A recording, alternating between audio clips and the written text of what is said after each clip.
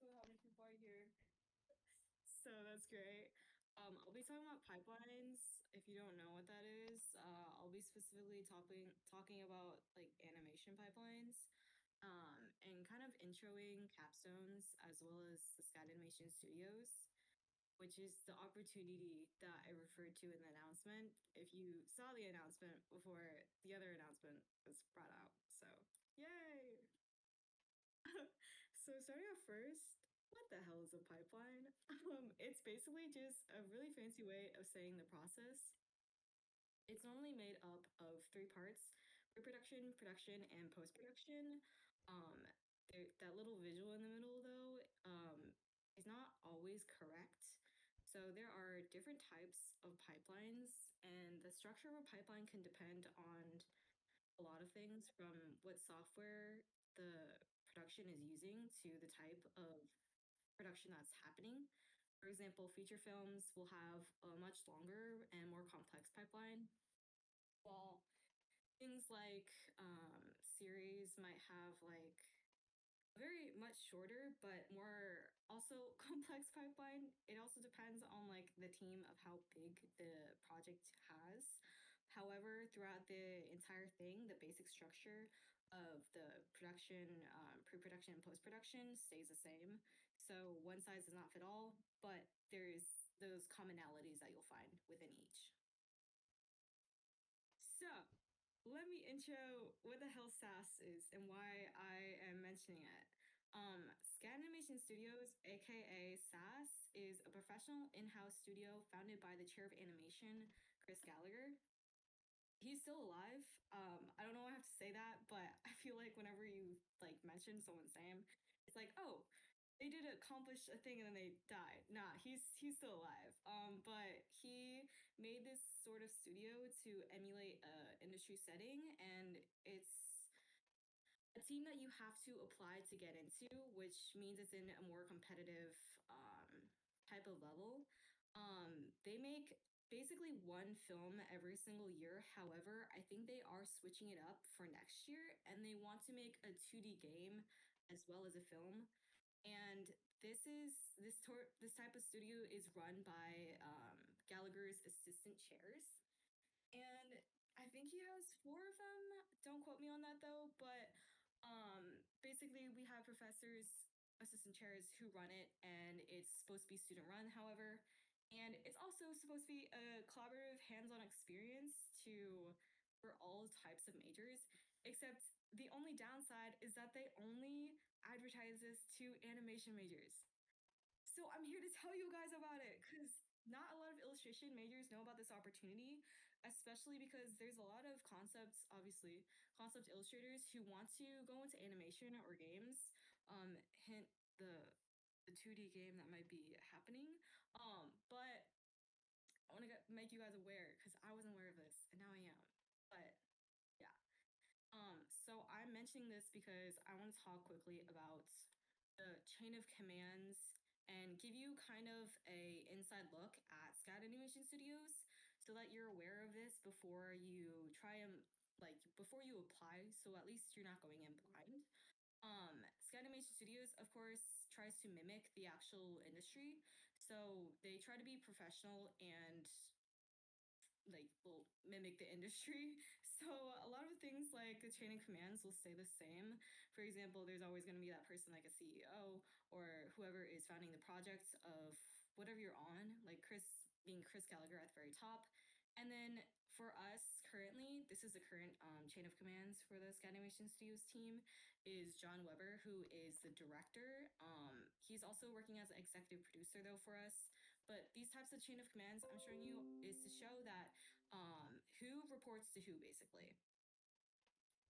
For like a more in closer look at who exactly you'll be like working with, there is the specific departments, and depending on what you're working with, like software wise, or if it's a hybrid or 3D, these might change and everything. But I'm also mentioning the departments and the roles because for some reason, people go into the chain of commands and they don't understand that you really don't want to break it.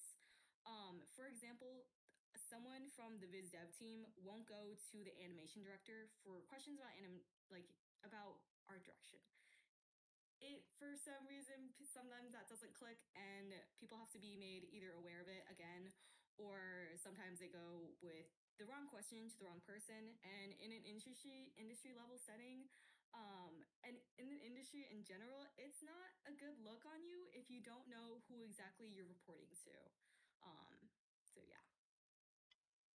So going back into pipelines though, after that quick little detour, is this is the pipeline for the current animation team, like the current SCAD Animation Studios pipeline thing. We work again pre-production, production, post-production. And I'm including in this, before I dive like in depth with every single one of those steps, is there's always gonna be a pitching stage. If you don't know, and if you're able to get on the team for the next year, which I'll put that info at the end as well. If you don't know about this stage, it's basically has like you'll be working with a lot of different prompts. You on the team, if you're ever in this opportunity, will be creating visuals to go with it if you're on like the concept viz dev side, as well as you can even have the opportunity to create your own logline with a lot of this stuff, because Scanimation Studios is like still an educational setting. You're able to do a lot of this hands-on experience that you might not have in the industry yet. And it's just like a little first glimpse into kind of what the process is. But after a pitch is basically greenlit though, you'll move on to like the pre-production stage. And if your concepts, well, yeah, obviously your concepts, you'll most likely want to be in the pre-production stage on an actual film or game or like whatever that has story and concept basically written all over it. A lot of the time in pre-production, it is ideal for everything from like texturing to layouts to character design, prop design, color scripts, etc., etc., etc., to all be done in the pre-production stage. This is basically the building block for the two other stages of post-production and production. The entire story or scripts, storyboards are all mainly made here. Sorry. And you want to, if you're in the biz dev or concept track, you want to mainly reside in this area. For production, this I find it the easiest to explain is this is just where everything gets applied from the pre-production stages. For an animation, obviously everything from keys to roughs to in-betweens and cleanups will all be done here. If it's like using 3D, there might be 3D blocking instead. But this is basically where everything gets polished. And then it gets shipped out and wrapped up in a little bow and sent out.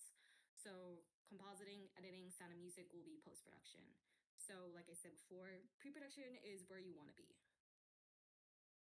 And now, if we're talking about industry levels, completely throw that out. Because, of course, this is still on a student scale. I talked with one of our professors, as well as I was actually in the Disney, like, TVA, Disney television animation webinar that they had today. And they also talked about their pipeline. It's a little different versus a student level sort of film project pipeline ish. Basically, I talked with one of our professors who he is, well, yeah, this is John Weber. He worked on animations for Disney and he is a capstone professor as well as the current, oh, he's done like two, I think, SCAD Animation Studios. So I asked him a little bit about what differences he saw between the actual industry versus student pipelines. And the main difference is that the chain of commands that I said before, is respected and followed closely on a professional project. However, I mean, it's understandable that on a student level, there is no real chain of commands because a lot of the times people are wearing different hats throughout the projects. This is similar to like indie projects where a lot of people are doing different stuff at the same time. But the chain of commands is normally more respected and followed on the professional side. I also asked him for like kind of specifics, but he gave me like a lot, and just think of it as all the things that I said before when I explained like the pipeline, and then just times it by two, because of course you're working on a much bigger scale on a production. It also depends on if you're working on a feature film, a series, games, etc., whatever I said before. And the process is much more honed, and they also have new software that we might not be able to work with right now. Everything is set for speed, and I'll mention dailies because this is something that I was also introduced to for the first time. Is that dailies are basically critiques, weekly critiques on what you're working on. Sometimes whatever assignment you have will be approved, but this is basically the time where the director or whoever is in charge of you will give you some notes, and you will have to apply them. In a professional setting, it is much more in and out, and it's not an open floor invite for other peers to kind of like give you critique as well. It's not an educational environment, it's a professional one. Whereas on a student level, this will be more of opening floor to other people and saying like, oh, like the professor like opens the floor and it's like, okay, so like, what do you guys see anything, or is this like good to go and everything like that. So dailies are much more in and out when it's, and also one-on-one when it's more in a professional setting, as well as niche departments. Like there was apparently a department where it was all just like lining specifically for like one scenes, which makes sense because they have a larger group. But some common challenges again, chain of commands breaking. This is like across industry level and student level. Chain of command always just breaks. Some people don't know exactly who to go to for questions. Like it happens. Deadlines are not met, which at that point the producer or the PA or both kind of just step in and reassess.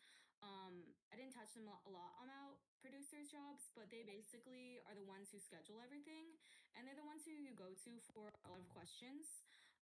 They check in with like departments as well as individuals to see where the process is and if there's any issues inside the team. Tests to get or softwares are not working, and of course, if someone gets sick, that's also always gonna like have a dent in the pipeline. A lot of things can go wrong. This is just a few of them, but most of the time, hopefully, stuff don't happen all the time. But yeah, let me and yeah, if you're excited for SCAD Animation Studios, let me show you how to apply. You can become a Nepo baby. I'm joking, kind of. It is good to know someone on a team who you can refer to. Uh, I was able. Oh, okay, let me explain. I was able to grab like Tessa to join Animation Studios for the next quarter, but have it so that you're able to back yourself up with a strong portfolio. Sometimes during the quarter or throughout the quarters, people are looking for specific things for people who are strong in certain areas. So it's good to kind of just like put yourself out there if you want to talk with someone on the team member to see if they can refer you, or talk with a lead themselves. Emailing associate chairs or professors is also great. They of course always have like the most up to date information, as they are the ones who kind of help with organizing everything, as well as are the ones who come up with the ideas. The associate chairs might be a little bit harder to reach because they are very busy. However, I know animation professors are always like just very helpful if you want to find someone to like just talk to real quick who's one of the quote unquote higher ups. You can also ask an animation friend or just someone who's an animation student for more information as they go to the town halls, and a lot of times all of this information you'll be able to find at the town halls. The town halls, if you don't know, they happen every single quarter, I believe, in like the first few weeks. Don't quote me on that though, but you'll hear about it. Most of the time though, it does get very crowded because the animation major in a whole is so big. So you could always just ask someone who goes and just get that information from them. There normally is like a link that you're able to just press. It's not very it's kind of informal where you just put your name, your major, and your website, which leads me to what to have when applying. Um, it's preferred that it's clickable portfolio. Make sure it does work. um, there has been instances where people have clicked on people's portfolios and it just did not work, and unfortunately that portfolio was completely thrown in the trash. Have someone like check your website to make sure that it is workable as well as easy to navigate. Um, like baby proof it basically so that everything is easy to find. Your original work is obviously preferred. um I'm not calling anyone out on this, of course, but there have been instances where people have taken from actual professional people's portfolios and unfortunately copy and pasted their work inside theirs and they just edited it. So, share your most up-to-date work and your best work that's original is the key basically. It's like people are trying to hire you for you, not someone else's project. And make sure your portfolio reflects what area of work you want to go into. Of course, this is all just like really loose. This is still a student run kind of situation. However, it is just more professional. Um, they want to have the best of the best, basically. Um, what is it? Being the face of SCAD animation studios. So it's great to show that you what exactly you want to go into with this, and having it easy to navigate is always great. Um, I, that was like super short, but I think that's it. If there are any more questions about pipelines, though, I'm free to answer them. It's pretty straightforward with the three general areas. You mostly want to know about pre-production, because well, that's the area that a lot of the concept and viz dev will happen. I know a lot of people are interested in character designs here, so that's where you'll reside, especially with like in the pitching phase as well. And if people need an artist for visuals, basically on that too. Um, yeah, and if I don't know like the answer to the question, I'm always able to just like ask. Oh, sorry. I was always able to ask just a friend who's an MFM major and she's a production assistant. So I have people I can ask. But yeah. Yay. Let's stop sharing. Yeah. No. Okay. Cool. Something I wanted to add really quick is in indie studio pipelines, or I guess like kind of like student capstone pipelines, you might have like multiple people be the same role. So I know, Yeah. like when I worked on Submersed, the producer Olivia Kowalski and the director Hector Troncoso would kind of like switch between like when Hector needed a break, I would go talk to Olivia because she could also offer art direction. So in indie studios, it depends on the production and also the production size, but you could also have multiple different ways to communicate in your chain of command. And again, chains of command will switch with each production that you go through, because no two people are the same. So no two Yeah. pipelines and no two chains of commands will be the same. And another thing is if you get like behind or you're having issues with anything, one of the biggest things that's like king important is if you're having issues or you're having like troubles, just talk to the person you're supposed to send questions to. Because I know like um it just helps to know like where you're at. And if you're struggling with something, like I know I'm always constantly bothering Claire with my layouts of like, hey, does this match a style? How does this brush work?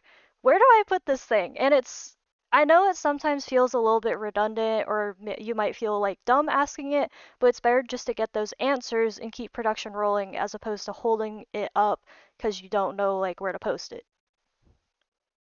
Yeah, communication is key when you're talking about wanting a pipeline to run smoothly, especially with like allowing your producers to know if stuff is on schedule or if they have to reassess deadlines. Do you have any tips for setting up pipelines from scratch? Do you have any examples that you can share from like past capstones? Oh, setting up pipelines, that's a heavy question. Um, per producers are mainly the ones who deal with that. When setting up a pipeline, it's mainly just scheduling a lot of stuff. So, like understanding the different departments and how long exactly like pre-production will take, as well as how long production will take for like animation. That's mainly the areas that you'll have to understand. Um,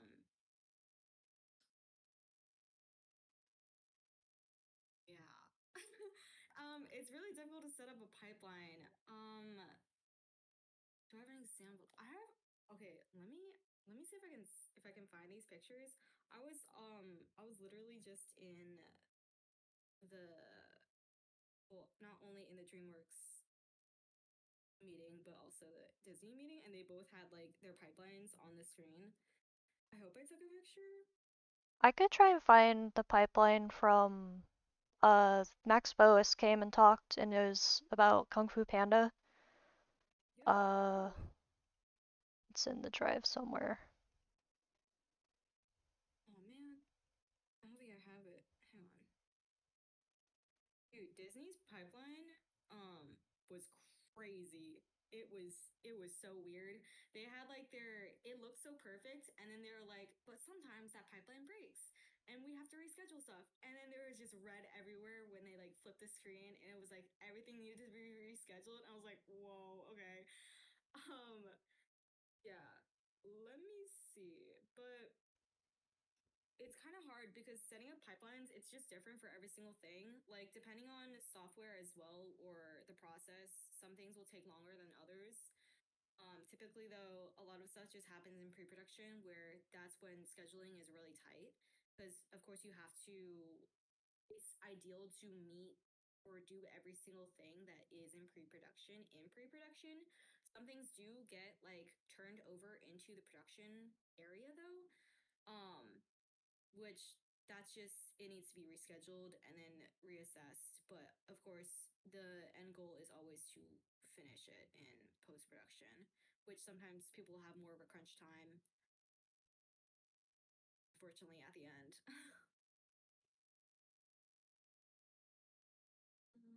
Pipelines. Disney. I have no clue if I answer the question. I can always ask.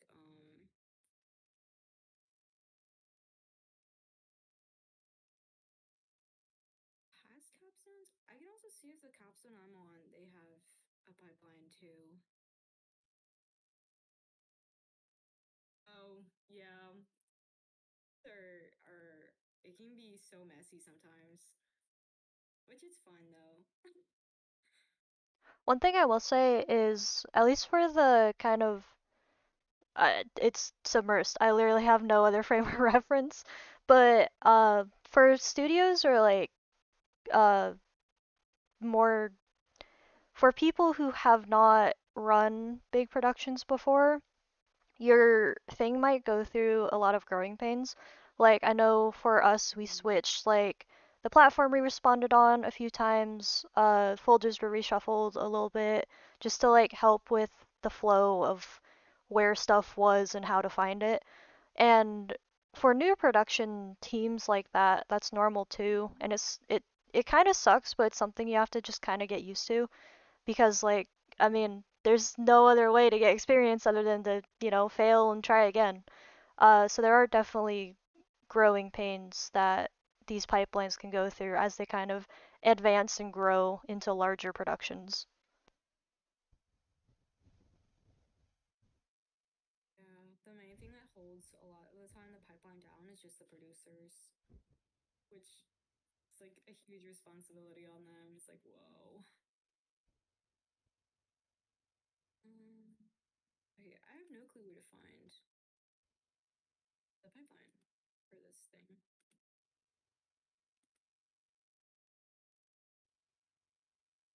If illustration students should really what's called again apply for the next Scanimation Studios things because there's not a lot of us applying. Just saying, you should apply.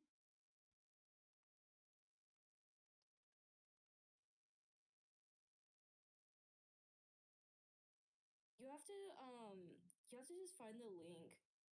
I don't know where it is. That's why I'm saying you always have to just like, ask like an animation student for the correct thing. Even sometimes animation students don't know what the hell to find because it is not very organized. They put on this front that it's like you have to be professional and you're like being like the face of SCAD, but at the same time it's like so disorganized with the higher ups. It's like, dog, what are you trying to do?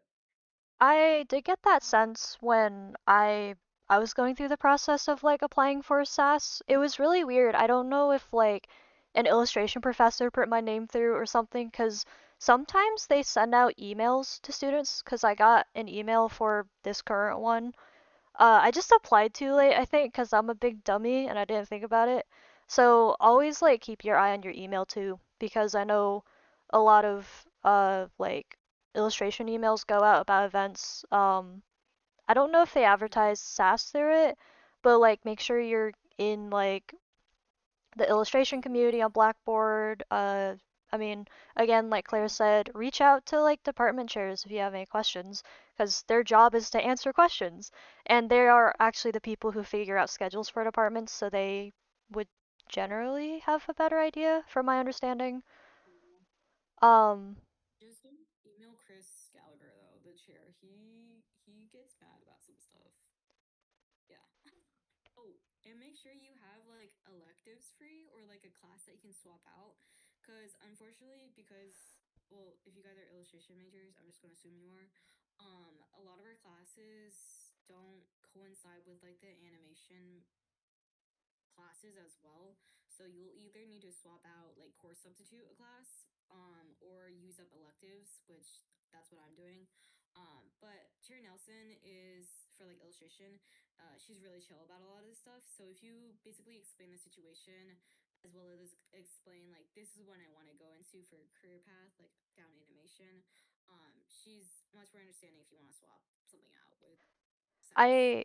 of course. to add on to that for my so the short story is I managed to get the senior illustration 434 concept class subbed for SAS the production class, and I think the main reason why I did is because I said I have all this concept world building stuff that shows I have the ability to do concept and world building. I would like to see the other side of, the pipeline we work in. And I do know Nelson is really on board with just trying to do right by students. Like, I know she definitely probably worked pretty hard to get my email to the correct place it's supposed to go. And uh the worst, they could ever say is no. So like always take that shot that you have the ability to, because, one foot in the door can lead to God knows how many possibilities down the line. So take advantage of every situation you have in school, especially to kind of take those risks. Yeah, and it's always great to just like network with the other side of the majors. I know some animation majors, professors are always on board with like not cross contaminating. That's like the wrong word. But like when illustration, like when majors like cross paths with each other, they're very on board with that because they want to make sure that students have the best like education that they have, which is really great to hear from some professors. Because some aren't like that. But yeah, and it's a great way to have an educational setting that's supposed to be like treated as an industry level setting. I will say though, sometimes the workload can get a bit much in the pre-production phases, pre-production and production in particular, because post-production is more of like the other side of the team coming on to do their work. So I will say like make sure you're able to commit to that. A little bit more about the process is that once you apply, you and if you get like accepted to the next phase, there'll be, at least for what happened with me, is that there is an interest meeting and a handful of people will go. However, from that handful of people, there only be a few people that get picked for then for the final team. So they also try to see who's like the most energetic. I don't know if that's the correct word, but like most interested in wanting to work on the team as well. Um, and then the final choice will be picked basically from that. And the pitching part that happens over the summer. So summer is pitching. Fall I think is the next is like the quarter that school begins. That's like pre-production, pre-production and production kind of coincide in the next quarter after that, and the final quarter is post-production. So this is all for like one film in 1 year, and every single time, the main idea for SAS is that you want to overcome a challenge basically, and create something. Like Last Dungeon, for example, their challenge was to make a film using Unreal Engine, I believe. And this time, the challenge is to make a film using a new lighting software, which we're doing that right now.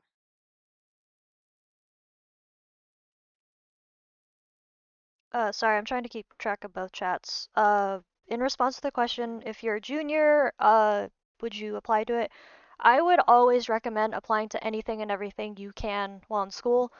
Even if it's like an indie film that you're not super sure about, I know, I definitely would not be in the situation I'm in had I not had my time on Submersed, because it's taught me so much stuff that I never would have picked up in an illustration class, because it's kind of such a like removed insular situation where it's an indie studio, so I had to learn, well, I should say I chose to learn a lot of different things. And they just provide a really good kind of insight as to like, how do I communicate with this person?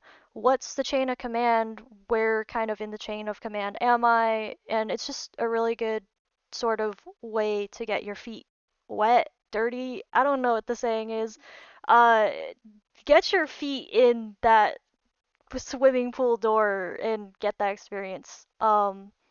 And it might feel hard at times, but just remember, the worst that anyone can say, like I said previously, is no. And a no's not going to hurt you. I mean, it might hurt your ego or pride a little bit, but being able to kind of grow a thick skin of like, oh, okay, they said no. I'm going to keep, trying.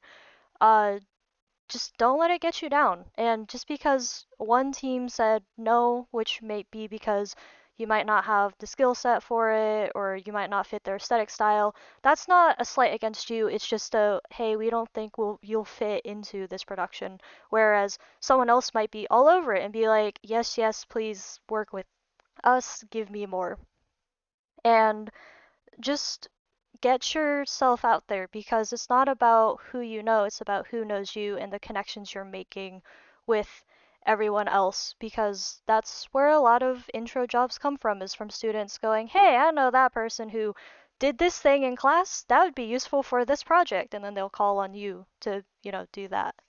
So put your foot in every door you can while you have the time in school to kind of mess up and make the mistakes of breaking chains of command and whatnot. Yeah. Also, though, with that, for the question, yeah, juniors who aren't animation majors can't be part of the core team, as the core team is reserved for the actual animation major students. So you most likely will, if you're not an animation major student, you'll most likely just be able to apply for the extra help positions. If you you can always though have like be extra help right now in the pitching stages where they're making all the visual development stuff currently. Like for example, I'm helping my friends out with their pitch with character designs already, and I won't be a part of the actual team, but I'll be getting credit for this. So it's always good to just like do this for resume builders as well, to show that you have done stuff in your college years that are considered collaboration things, especially because like for illustration, we don't technically have like capstone or a final that ever happens, or we don't really have those types of collaboration things that we can do. um but being a part of like the extra help is always great. It helps with making resume stuff for your resume and then portfolio stuff for your portfolio too.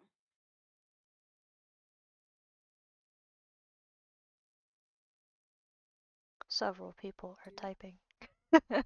Yeah, I Do you think though for SCAD animation studios, you're able to apply anytime, except I think like if you're not for animation majors, I know they're not allowed to apply when they're in their senior year because that's their capstone year. However, for like if you're not an animation major and obviously you don't have capstone, I think they might be lenient. I'm not quite sure. I'm trying to worm my way on to like the next year team as well as a senior. Um, but that's because I already have like a connection with the professors. Um, so yeah, just like networking here is great. It kind of helps you boost up in some areas too.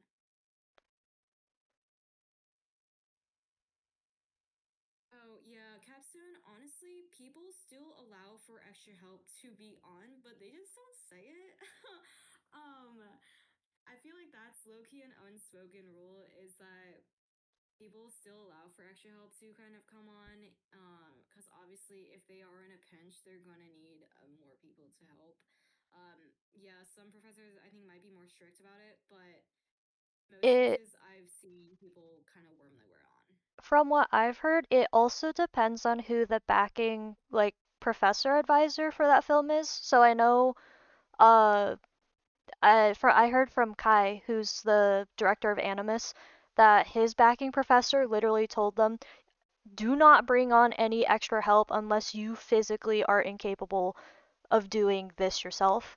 And I personally don't agree with that mindset, but it can switch depending on who it is because I know, I think it's like Shepherd's Flock and some others where like, oh yeah, like they have a bunch of illustration extra help students, so it definitely depends a lot per film, which is something that kind of sucks a little bit. Yeah. Oh my god, wait, I just saw the other chat. Jonathan Standing? Yeah. Oh my god, I love him. He gave me a portfolio review. He like roasted the hell out of me, but then he was really nice about it. As Yeah, Sorry. okay. As a quick heads What's up, it? please use voice text because it's really hard to keep track of the not voice text and the like voice chat text thing. So please post it in voice text for any questions so we don't have to keep going back and forth. I will say though, with like course substituting for animation, um, we're not recording right now, right? I can say this. Oh, let me stop the recording.